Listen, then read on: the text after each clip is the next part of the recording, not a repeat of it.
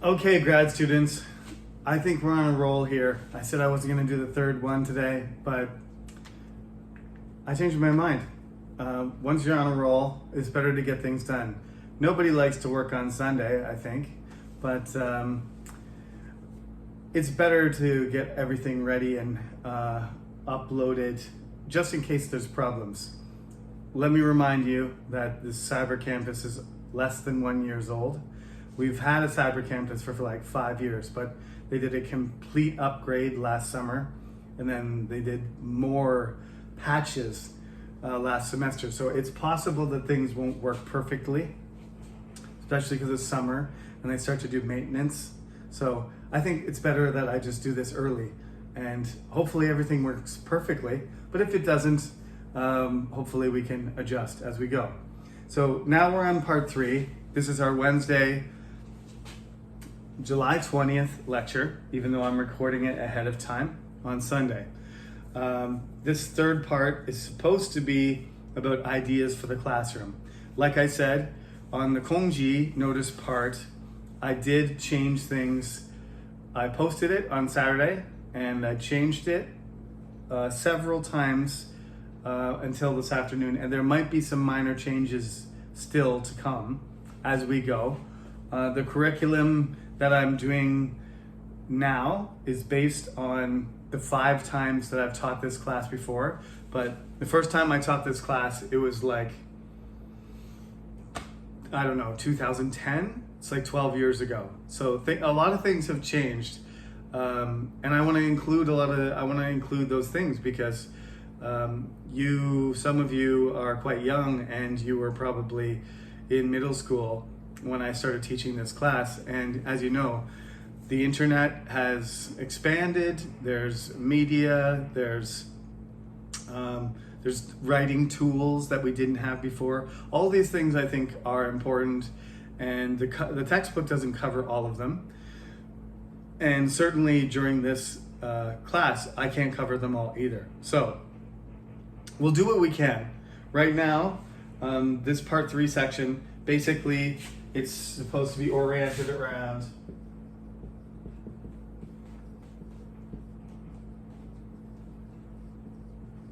now. I think that's a very general title because everything we do in the classroom is supposed to be related to an idea. But this is more related to the teaching section, right? As I said, I'm sort of going to focus on 3 different approaches for you. One is to improve your own writing. One is to improve your criticism, right, of writing in order to evaluate and analyze writing better yourself. And the third one is for teaching. So this part 3 today is focused more on the teaching part because I do want you to hand in on Saturday, I believe. I've set the date just to make sure. Ideas for the classroom, it's due on the 23rd, which is Saturday. And if you do it early, bless your heart, because I do have to put the grades in the next day. So I'm giving you the maximum amount of time, but if you can do it beforehand, that would be awesome, okay? So before we talk about this, before we talk about the assignments, and we talk about, I'm gonna give you some examples and some suggestions. Before we do that though, one of the things that's come up repeatedly is the coherence thing. And it was, I shouldn't be saying people's names because this is going on YouTube, but I'm not using your full name, and there's lots of Bodams in the world. So I think it's okay to say Bodam mentioned coherence is connecting things together. Another student, I'm not sure if it was her or somebody else, also said unity.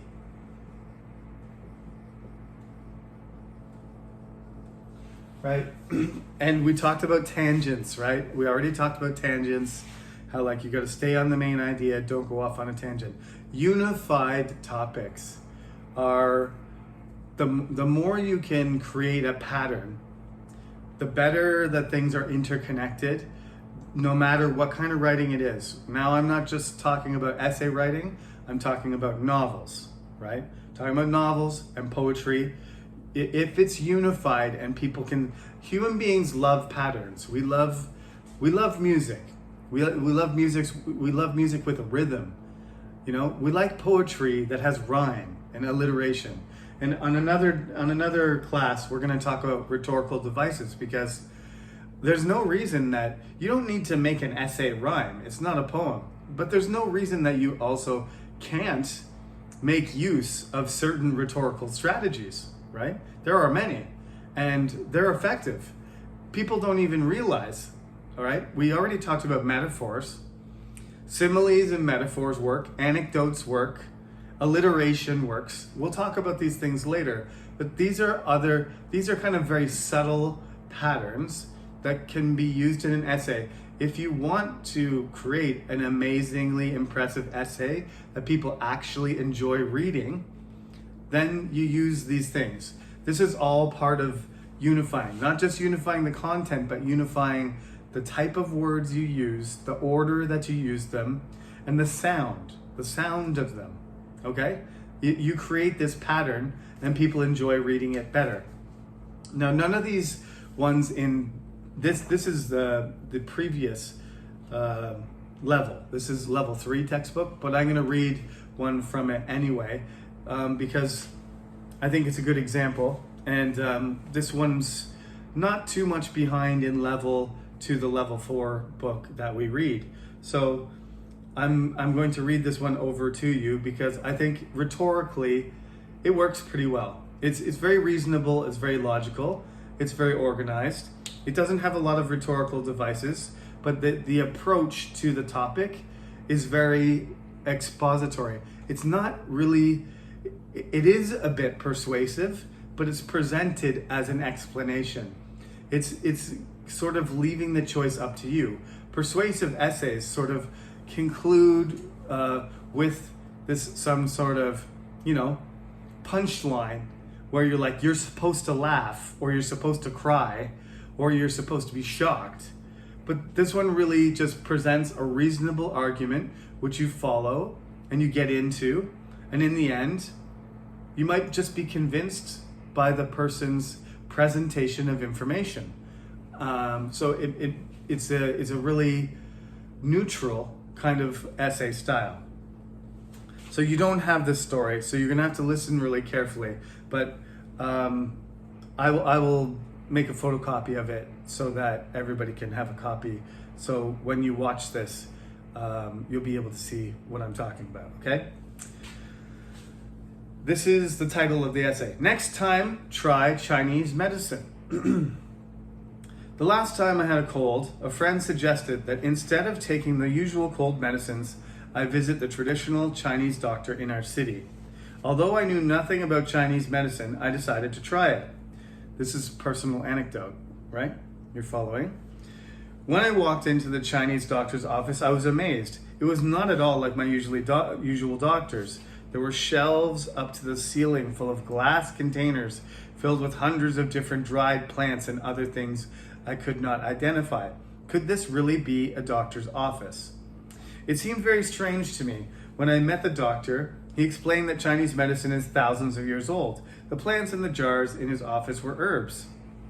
These herbs could be mixed together to make medicines. He explained the philosophy of Chinese medicine. The philosophy of traditional Chinese medicine is not the same as the philosophy of modern medicine, but it is useful for curing many health problems. There's your thesis. Modern medicine focuses on illness. If a person with a cough visits a modern doctor, then the doctor will give the patient a medicine to stop the cough. If the patient also has a fever, the doctor may give a different medicine to stop the fever. For every person with a cough, the doctor will probably recommend the same cough medicine. The philosophy of modern medicine is to stop problems like coughing and fever as quickly as possible. Western doctors usually see illness as an enemy. They see medicines like weapons to defeat diseases. Actually, it says they use medicines like weapons to fight diseases, but Defeat, same thing. So this is a philosophy, right? We see symptoms, and frequently that's the solution. Western doctors see symptoms, they know certain treatments alleviate the symptoms, but that doesn't really mean that you're curing the underlying problem, does it? If the symptoms persist, then you need to go to the doctor again, and they say, okay, this medicine isn't working, we need something stronger. Or do we need surgery? Or do we need x-rays? Or do we need MRI?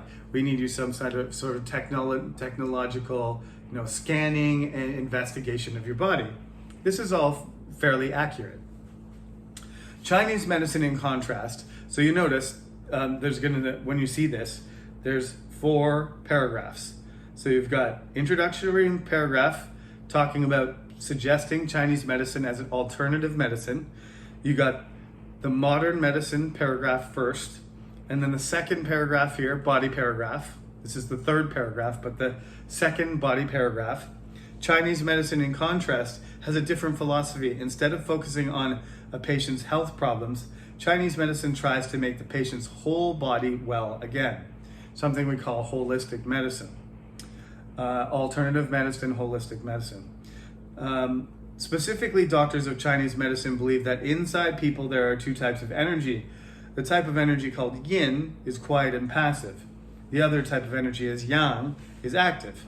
When these 2 energies are in equal balance, a person is healthy. When there's an imbalance, there's too much yin, for example, a person becomes unhealthy. A doctor of Chinese medicine doesn't try to stop a person's cough by giving a cough medicine. Instead, the doctor gives a mixture of herbs that will restore balance in the patient's body. As a result, when the body is in balance, the cough will stop naturally. This does seem reasonable. The Chinese doctor's herbs seem strange to me at first, but they made me feel better. My cold wasn't cured instantly, but I felt healthy again after a few days.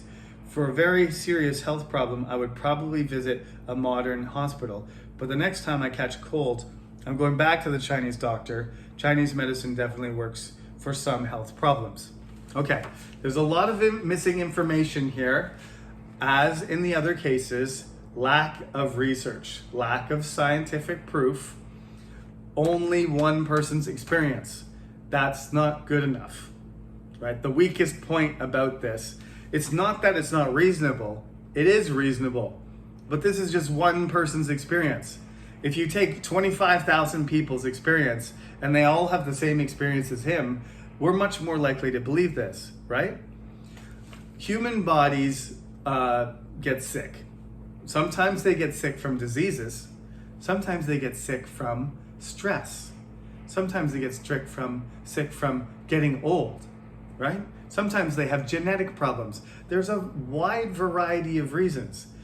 Now, if you're taking certain medicines that are improving your general health, this is true. This is very true. I will give you a personal example of, it wasn't Chinese medicine, but I had a serious stomach problem when I was in university. And what happened was, I was drinking too much, of course, because I was in university. I wasn't eating properly. Sometimes I was smoking cigarettes. I used to drink a lot of Coca-Cola. My stomach didn't like that. So I went to the doctor, and the doctor prescribed me this pill called Nexium, which was all over the TV saying, this purple pill, this Nexium pill, it's made by AstraZeneca, by the way, the same AstraZeneca company that made the vaccine for COVID, that this is a miracle pill. You take it and it fixes your stomach problems. I took it for several months, no improvement. You know why? Because I still wasn't eating properly, and I was still drinking Coca-Cola and spicy food and staying up late, and I was stressed because of relationship problems with my friends, and I had a lot of schoolwork to do. So I went back to the doctor, and luckily for me, I had a Canadian doctor who had more of an Oriental, Korean, Chinese attitude and said, listen, Jeremy, these pills are not working because your stomach is damaged. What you need to do is improve your general health. Stop drinking Coca-Cola. Stop drinking coffee. Stop smoking. Stop drinking alcohol. Sleep properly, and your stomach will repair itself. And then you don't need this medicine. This is a naturopathic solution. And guess what? After 6 months or so, I could drink Coca-Cola and beer and coffee and spicy food again, no problem. I had just done damage to my general health. So, but what's lacking here, since we were talking about research in part 2, there's not really any research here. This is just a personal anecdote. However, when you're writing in class, when I ask you to sit down and I give you a topic, you don't have time to research. So on Saturday, when you do your 1 hour writing assignment, you don't have to make medical journal citations. You don't have to interview doctors. Just write like this. This is good enough. It's not perfect because it's not a real essay, because it doesn't have any references, right? So if you're asking for your students to write a real paper, you must have sources, you must have references, and they must be credible references. But if you're just being reasonable, logical, like I wrote here, you've done all the things you're supposed to do. You've been logical, you've got a thesis, right? You've got an introduction, you've got a body paragraph, you've got a conclusion. Everything's logical, everything's connected. It's got a tone. It's got a comparison, an organization, it's coherent, right? So I'm gonna make a copy of this. I'll probably just scan it and stick it right now on the cyber campus so you can look at it. But this is a really good example of what I would like to see, okay? I would like you to see you write like this on Saturday, the last day of class. That's what I want, okay? Now, to the fun stuff. How can you make writing fun? None of you said you like writing. Some people said they hated writing. That's no good. So, writing exercises as what you need to do before you start making elementary schools kids write essays. In Canada, we start writing essays at the end of middle school, right? Some people hate them, some people like them, but most people find them painful, and most people end up being disappointed because they don't get very good grades. But it takes a while. By the time you get to university, you've been writing essays for 5 years. So you get much more comfortable with the way you're supposed to write. But the basic thing is, don't hate writing, right? Don't teach your kids to write essays when they just learned how to write, because that's the worst, right? The essay is the highest form. It's almost like saying, okay, kid, you just learned how to speak. Now tell me about philosophy. Tell me about why we exist. Tell me about God, right? Tell me about the universe. You can't do that to a 7-year-old kid. So you can't say, you just learned how to spell your name. You just learned how to say, I love my family and I live at home and my house is nice. I walk my dog. Yesterday I had jjajangmyeon for dinner. That's the kind of thing that they're at. So you're gonna have to go step by step to the point where logical writing is the goal, all right? Nonetheless, there are lots of different activities you can do. Here's a small list. And this list, I'm going to talk about it again in class, so I'm not gonna write it here, and I'm not gonna put it on the system, because I'm gonna talk about this in class too, and we're gonna do some of them. One of my favorite writing exercises is called circle writing, where each person writes a sentence. Just one sentence, you begin and then you pass it to the next person and they have to continue it. And you have, say, like 5 people or 6 people, and you pass it around and each person writes one sentence. It's a coherence exercise. It ends up usually being hilarious though. But the point is, it has to be coherent, right? If you say, this morning I got out of bed and I had a headache, period. And the next person says, yeah, and then an airplane crashed into the house and killed everybody. That's the end of the story, right? And that's not very coherent. What would be much better would be a link. This morning, I woke up, I got out of bed and I had a terrible headache, right? Period. The next person who would write, although I had a terrible headache, I put on my socks, I put on my clothes, I brushed my teeth, I ate my breakfast, and I went to work. That's coherent. Airplanes crashing into the building and killing everybody in the second sentence is not. It's a pretty fun exercise. We'll try it. This is a great one too. Tweets. You have to send people messages in the class, but you can only use 140 characters, like an original tweet from Twitter. So we're just gonna you just get your students to write really short messages to each other and they write them back. And you just tweet, but instead of doing it on your phone, you write it in English. So tweeting, that's pretty fun. Emailing each other, that can be done outside of class or inside of class.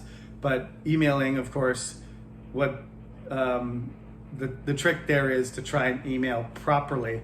It's not a text message, it's an email. So you gotta learn, you gotta teach the students how to have good manners when they're writing. Number 5, pretty standard. You write something, you give it to somebody else, they correct it, they make some error corrections, give you some feedback, give it back. Spelling bee is always fun. Can you spell the words? Usually the teacher does it, but you can do it between students. Canadian kids love spelling bees, but I don't know about Koreans. But I think it is part of, you do have to memorize vocabulary for school, so maybe spelling bees would be fun for kids, but I think in our class we probably won't do the spelling bee. Guess that phrase. Guess that phrase. You got to give a clue, and then the students have to try and guess what the expression is. Wheel of Fortune means you got to solve a puzzle. It's kind of like Hangman. An association game, which means you write words and you make associations, and then you have to write something based on those associations. Structural writing, which means you have to do one piece. Write an introduction, or write a thesis, write a topic sentence, write a concluding sentence. Just write one piece. Show a picture, and then everybody has to write something about the picture. The next one, number 11, give instructions. And I have, what do I have here? I printed something. Where'd it go? Yeah. And I shared this on the cyber campus. So for example, you can do, you have to write down instructions. So a typical example is, hey, write down the instructions on a recipe. So I found this one because I might try and eat this tonight because it looks delicious. Chicken fajita burrito bowl. All right, so the ingredient list is there. You need chicken breast, taco seasoning, olive oil, lime juice, red onion, bell pepper, red, green, and yellow. And then for the bowl, you need brown rice, black beans, guacamole, sour cream, cilantro, and salsa. All these things you can get in Korea. Instructions. In a large bowl, make a marinade using taco seasoning, olive oil, and lime juice. Toss chicken and vegetables in the marinade. Allow to marinate. Cover for an hour in the fridge. Preheat the oven to 375, which is a little bit less than 200 Celsius. Spread ingredients across the pan and spread ingredients across the pan and allow to bake for 15 minutes or until meat is cooked through. If you want to add some more char to the meat and vegetables, broil it to make it a little bit darker on the outside. In a bowl, spread out the rice, top it with all your desired fixings, throw everything in there and eat it. Pretty easy, and it's delicious. I've had it before. So I'm just sharing a recipe. That was number 11. How to do something, giving somebody instructions. Last but not least, shorten the text. So somebody writes something, it's too long, and you gotta tell them how to make it more concise. Those are 12 exercises, but there are many other options. When you do your project, which is due on Saturday, You can do it as a video, like I'm doing right now. You can record a 5-minute mini lesson and you can show me how you're gonna teach it. That's cool. If you don't wanna do that, you can write 2 or 3 pages describing things with some pictures and some diagrams, or you can sort of write it as a mini lesson where you do it step by step, and this is the exercise and this is the concepts. We'll talk about this again on Monday, but I figured I'll give you the information now, and so there'll be less questions. And if you want to get started on it before you have to do everything, Thursday, Friday, Saturday, and you're panicking to get all your work done, I'm just giving you a heads up and describing what's going to go on this week. So like I said, you can watch these videos on Wednesday, but since I'm going to upload them as soon as I can, you should be able to see them tomorrow and just watch them at your leisure. And that's it. That's it. We're done. That's Wednesday stuff. That's part 3. We'll do another 3-part thing on Friday, and I will see you on Monday, which is the 19th, I believe. No, it's not. Tomorrow. It's the 18th. I'll see you tomorrow on July 18th. Have a good weekend and see you tomorrow. Bye-bye.